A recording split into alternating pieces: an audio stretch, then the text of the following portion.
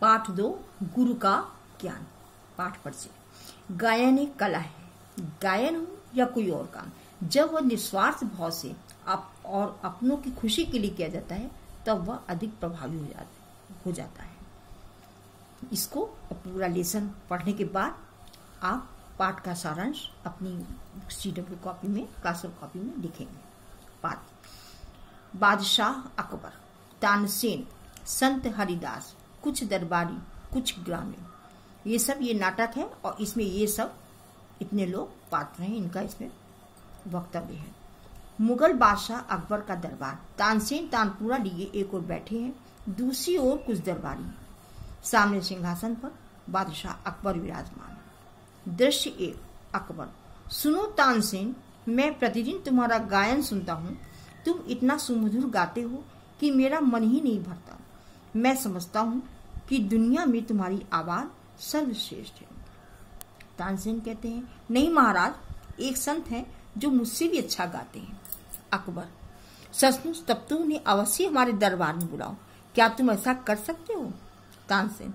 नहीं महाराज, मैं क्या, कोई भी ऐसा नहीं कर सकता। वे यहाँ नहीं आएंगे। अकबर। यह जान लेने के बाद भी नहीं कि उन्हें हिंदुस्तान के बादशाह ने बुलाया है? तानसेन। जी महाराज, तब भी नहीं। अकबर। वाह, यदि वे यहाँ नहीं आ सकते तो हम वहां जा सकते हैं। क्या तुम मुझे उनके पास ले चलोगे? तानसेन। अवश्य महाराज, पर आप वहां हिंदुस्तान के बादशाह के रूप में नहीं जा सकेंगे। अकबर। ठीक है, मैं संगीत प्रेमी बनकर जाऊंगा, पर यह तो बताओ कि वे हैं कौन? तानसेन। महाराज, वे मेरे संगीत गुरु हैं। लोग उन्हें संत हरिदास के नाम से जानते हैं। उन्हें सादगी बहुत पसंद है। वे मानते हैं संतन को कहाँ सीकरी सो काम, यानी जिसने घर द्वार त्याग दिया हो उसे मुगल साम्राज्य की राजधानी इस फतेहपुर सीकरी से क्या लेना देना, इसलिए आपको वहाँ वेश बदल कर चलना होगा। अकबर। बहुत खूब। वाह, कितने ऊंचे ख्यालात हैं उनके और कितनी साफगोई है उनकी सोच में। मियाँ तानसेन, मैं यहीं से तुम्हारे गुरु को सलाम करता हूँ। तुम चलने की तैयारी करो। अब तो मैं हर हाल में उनका दीदार करना चाहता हूँ। दृश्य 2। संत हरिदास की कुटिया। संत आसन पर बैठे हैं। एक ओर तानसेन तानपुरे के साथ, दूसरी ओर बादशाह अकबर सेवक के वेश में सुनने को आते, संगीत सुनने के लिए आतुर थे। महाराज। अकबर। तानसेन। गुरुदेव, आपका गायन सुनने की हमारी हार्दिक इच्छा है, हम पर कृपा करें। हरिदास। तानसेन, तुम तो जानते ही हो, मैं वर्षों पहले गायन छोड़ चुका हूँ। अकबर। मियाँ तानसेन, फिर आप ही कुछ सुना दीजिए। हरिदास। हाँ, यही उचित होगा। इस बहाने वर्षों बाद मैं भी तुम्हारा गायन सुन सकूंगा। तानसेन। जैसा आपका आदेश गुरुवर। तानसेन कई बार बेसुरा आलाप लेते हैं, फिर रुकते हैं। तानपुरे पर स्वर साधते हैं, फिर वही बेसुरा आलाप लेते हैं, फिर रुकते हैं। हरिदास। तुम्हारा स्वर सही नहीं लग रहा है तानसेन, तुम भी चूक कर सकते हो। भरोसा नहीं हो रहा, तुम सही स्वर लगाना कैसे भूल गए? रुको, मैं याद दिलाता हूँ। तानसेन ने उठकर तानपुरा संत गुरु हरिदास को थमा दिया। नेपथ्य से मधुर स्वर में किसी राग का गायन। संत हरिदास का तानपुरे पे हस्त संचालन में हाथ से तानपुरे को बजाते हुए गीत गाते हैं। अकबर। वाह वाह, क्या कहने, मैं धन्य हुआ। संत हरिदास का गायन पूरा हुआ। तानसेन तानपुरा लेने के लिए आगे बढ़े। हरिदास। पुत्र तानसेन, अब तो तुम्हारी इच्छा पूरी हो गई ना। मैं जानता हूँ तुमने मेरा गायन सुनने के लिए ही स्वर लगाने में भूल की थी। तुम बादशाह को हमारा संगीत सुनाने लाए हो ना। अकबर। गुस्ताखी माफ हो गुरुजी, यह मेरी ही जिद थी।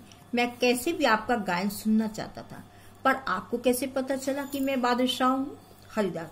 तुम्हारी वेशभूषा तो सेवकों की है, पर हाव भाव तो स्वामियों वाले ही हैं।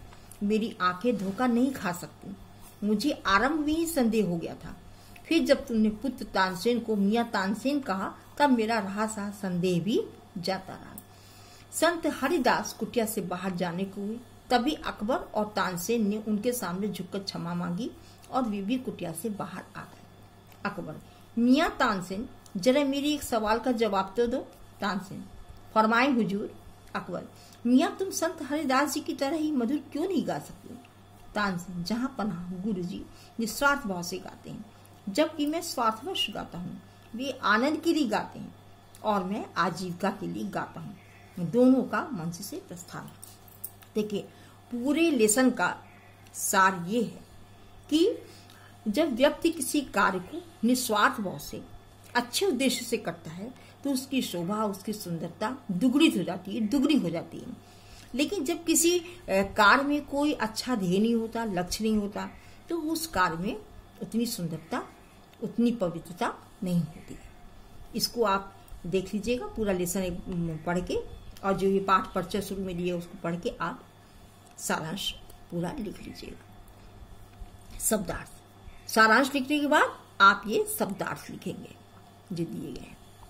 शब्दार्थ, बादशाह राजा, विराजमान बैठे हुए, सर्वश्रेष्ठ सबसे अच्छा, साफ कोई, स्पष्ट बोलना, आतुर जानने की इच्छा, गुस्ताखी गलती, निस्वार्थ बिना स्वार्थ के, ग्रामीण गांव में रहने वाला, साम्राज्य दूर दूर तक फैला राज्य, ख्यालात विचार, दीदार देखना, हस्त संचालन हाथ चलाना, फरमाए बोले, आजीविका रोजी रोटी। आजीविका मतलब जिससे आदमी कार्य करके अपने घर का पालन पोषण करता है, उसको आजीविका कहते हैं, यही रोजी रोटी कहलाती है। मौखिक प्रश्न, अकबर कौन थे? अकबर एक बादशाह थे। हाँ, तानसेन से अच्छा कौन गाता था? तानसेन से अच्छा संत हरिदास गाते थे। अकबर गुरु से मिलने किस वेश में गए थे? अकबर गुरु से मिलने सेवक के वेश में गए थे। तानसेन बेसुरा आलाप क्यों ले रहे थे? क्योंकि वो चाहते थे कि संत हरिदास गाना सुनाएं। वो जानते थे कि अगर वो बेसुरा गाएंगे, बेसुरा आप लेंगे, तो संत हरिदास उसको ठीक करने के लिए अवश्य गाएंगे। तानसेन ने गुरुजी को बजाने के लिए कौन सा वाद्य दिया? तानपुरा लिया। ये तानपुरा ऐसा होता है, ये तानपुरे का चित्र बना हुआ है। लिखित प्रश्न, हाँ या नहीं में उत्तर लिखे। इसमें तानसेन सबसे मधुर गाते थे, ये नहीं होगा क्योंकि संत हरिदास सबसे अच्छा मधुर गाते थे। अकबर बादशाह के वेश पे संत हरिदास के पास गए, नहीं, अकबर बादशाह के वेश पे नहीं, सेवक के वेश पे गए थे, यहाँ आप नहीं लिखेंगे। तानसेन आजीविका के लिए गायन करते हैं, ये बात सही है, यहाँ पे हाँ लिखेंगे। गुरुजी स्वार्थ भाव से गाते थे, ये भी नहीं लिखेंगे, यहाँ पे नहीं लिखेंगे, गुरुजी स्वार्थ भाव से नहीं गाते थे। पाठांश को पढ़ करके नीचे पूछे गए प्रश्नों के उत्तर दिए। ये पूरे लेसन का कहीं से इसको लिया गया एक अंश, इसको पढ़ करके इसके क्वेश्चन है, इसके अभी आपको हम आंसर बताते हैं। जैसे वे मेरे संगीत गुरु हैं, लोग उन्हें संत हरिदास के नाम से जानते हैं, उन्हें सादगी बहुत पसंद है, वे मानते हैं संतन को कहाँ सीकरी सुका। अब इसे संबंधित ये सारे क्वेश्चन है। उपयुक्त पंक्तियों में ये शब्द किसके लिए आया है? संत हरिदास के लिए आया है। संत हरिदास किसके गुरु थे? संत हरिदास तानसेन के गुरु थे। संत हरिदास का व्यक्तित्व कैसा था? वे सादगी पसंद थे, उनका व्यक्तित्व सादा था। संत हरिदास का क्या मानना था? संत हरिदास का मानना था कि जो व्यक्ति घर द्वार छोड़ देता है उसको किसी राजा के साम्राज्य से या राजधानी से कुछ लेना देना नहीं होता है, उसका बादशाह की राजधानी से कोई लेना देना नहीं होता। उत्तर, तानसेन के ये उत्तर, इसके भी उत्तर आप देख लीजिए। तानसेन की गायन के विषय में अकबर के क्या विचार थे? अकबर के ये विचार थे कि तानसेन सर्वश्रेष्ठ गाते हैं। बाद में उनको पता चला कि संत हरिदास अच्छा गाते हैं, लेकिन प्रारंभ में उनके यही विचार थे कि तानसेन सर्वश्रेष्ठ गाते हैं। अकबर संत हरिदास से क्यों मिलना चाहते थे? क्योंकि तानसेन ने उनकी तारीफ की थी कि वो तानसेन से भी अच्छा गाते हैं, इसलिए अकबर संत हरिदास से मिलना चाहते थे। गुरुजी को कैसे पता चला कि तानसेन के साथ बादशाह थे? दो कारणों से पता चला। पहले तो उनके हाव भाव, बैठने का ढंग, ये सब बादशाह की तरह था, सेवक की तरह नहीं था। दूसरा, उन्होंने तानसेन को मियाँ तानसेन कहा था, इससे गुरुजी को पता चल गया कि तानसेन के साथ कोई सेवक नहीं, बादशाह है। तानसेन ने गुरुजी इतना मधुर न गा पाने का क्या कारण बताया? ये कारण बताया कि गुरुजी निस्वार्थ भाव से गाते हैं, इसलिए उनके गायन में मधुरता आ जाती है, पवित्रता आ जाती है। और मैं आजीविका के लिए गाता हूँ, इसलिए मेरे गायन में वो सौंदर्य, वो पवित्रता नहीं रहती। ये आप पूरा पढ़ेंगे, वेशभूषा, सर्वश्रेष्ठ, गुरुजी, त्याग आदि के सारे शब्द, ये आपका डिक्टेशन टेस्ट में इसको बोला जाएगा। भाषा बोध, दिए गए शब्दों के विलोम लिखें। इसको ध्यान से सुन लीजिए। आगे पीछे, गुरु शिष्य, राजा रंक, अंधेरा उजाला, सत्य असत्य, स्वार्थ निस्वार्थ, सरल कठिन, आरंभ अंत। पाठ में आए, अब दूसरा क्वेश्चन, पाठ में इन शब्दों के दो दो समानार्थी रूप लिखिए। समानार्थी मतलब पर्यायवाची। पर्यायवाची मतलब जो कई शब्द हों और सबके अर्थ एक ही हो, उनको पर्यायवाची कहते हैं। इसका गुरु का पर्यायवाची शिक्षक अध्यापक, आंख नेत्र नयन, घर गृह आवास, पुत्र बेटा सुत, दुनिया जग संसार। अब तीसरा क्वेश्चन, दिए गए वाक्यांशों के लिए एक शब्द लिखिए, यानी कि अनेक शब्दों के लिए एक शब्द। जो गीत गाता हो गायक, जो नृत्य करता हो नर्तक, जो अभिनय करता हो अभिनेता, जो किसी वाद्य को बजाता हो वादक, जो गीत लिखता हो गीतकार। अब आप ये देखिए इन दोनों में अंतर क्या होता है। जो गीत गाता है वो गायक होता है और जो गीत लिखता है वो गीतकार होता है।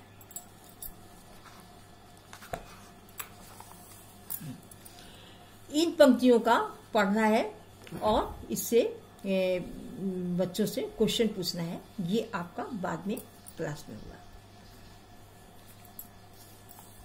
ये कल्पना पे आइए। यदि आपको शिक्षक या शिक्षिका बनने का मौका मिले तो आप कौन सा विषय चुनेंगे और क्यों? कल्पना कीजिए और लिखिए। अगर आप शिक्षक या शिक्षिका हो गए हैं तो आप इनमें से कौन सा विषय चुनेंगे? संगीत चुनेंगे कि खेल चुनेंगे कि कोई और विषय चुनेंगे? उसका कारण बताइए, कल्पना कीजिए कि उसमें आपको क्या अच्छाई दिखती है और आप उसको लिखेंगे। ये आप कार्य होमवर्क कॉपी में करेंगे। ये आपका होमवर्क का काम है। HW कॉपी में इसको करेंगे। कोई भी एक विषय चुन करके आप कम से कम 5 पंक्ति लिखेंगे। 1 2 3 4 5 पंक्ति लिखेंगे, लेकिन इसको होमवर्क की कॉपी में करेंगे। कार्यकलाप, शास्त्रीय संगीत के 5 गायकों वादकों के नामों की सूची बनाइए और उनके चित्र एकत्रित कीजिए। उन्हें एक चार्ट पेपर पर चिपकाइए। उनके गायन वादन के बारे में 1-2 पंक्तियां लिखिए। इस कार्य के लिए आप इंटरनेट या पुस्तकालय की सहायता ले सकते हैं। इस क्वेश्चन को थोड़ा हम चेंज करके आपको दे रहे हैं। 5 की जगह आप 4 लिखेंगे। 2 गायकों के नाम लिखेंगे और 2 वादकों के नाम लिखेंगे।